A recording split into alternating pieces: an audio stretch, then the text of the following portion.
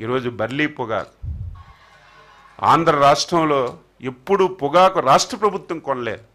అది కూడా విపరీతంగా 25,000 మిలియన్ కేజీలు పండినటువంటి బర్లీ పొగాకు 25,000 ఉండేది గత సంవత్సరం మిలియన్ కేజీలు, ఒకేసారి 80,000 మిలియన్ కేజీలకు వచ్చింది. ఎంత రెట్లు పెంచారు? దీనివల్ల పరిశ్రమలు కొనలేదు, సమస్య వచ్చింది. రైతు ఇబ్బందుల్లో ఉన్నాడని 300 కోట్ల రూపాయలు పెట్టి మార్క్ ఫెడల్ ద్వారా పొగాకు రైతులకు ఆదుకున్నాం.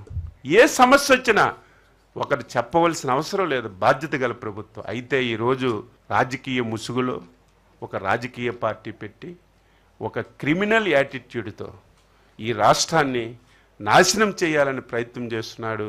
మేము అప్రమత్తంగా ఉండి చెప్తాం. ప్రజలు కూడా అప్రమత్తంగా లేకపోతే, ప్రజలు కూడా ప్రశ్నించకపోతే, ప్రజలు కూడా తిరగబడకపోతే చివరికి నష్టం జరిగేది ఈ రాష్ట్రానికని ప్రతి ఒక్కరూ తెలుసుకోవాలని చెప్పి సందర్భంగా తెలియజేస్తూ, ఇది ఒక డ్రామాలో భాగంగా ఒక ప్లాన్ ప్రకారం జరిగిపోయిన తర్వాత లేనటువంటి సమస్యని ఆయన రాజకీయ పబ్బం గురించి ఇంకా ఇలాగా సైలెంట్గా ఉంటే జెండా పీకే పరిస్థితి వస్తుందని జెండాను కాపాడుకోవడానికి ఇటువంటి వేషాలు వేస్తున్నాం. ఇటువంటి వేషాలు అమాయకులైనటువంటి రైతులను ఉపయోగించుకోవడం చాలా దారుణం అని చెప్పి నేను తీవ్రంగా ఖండిస్తున్నాను.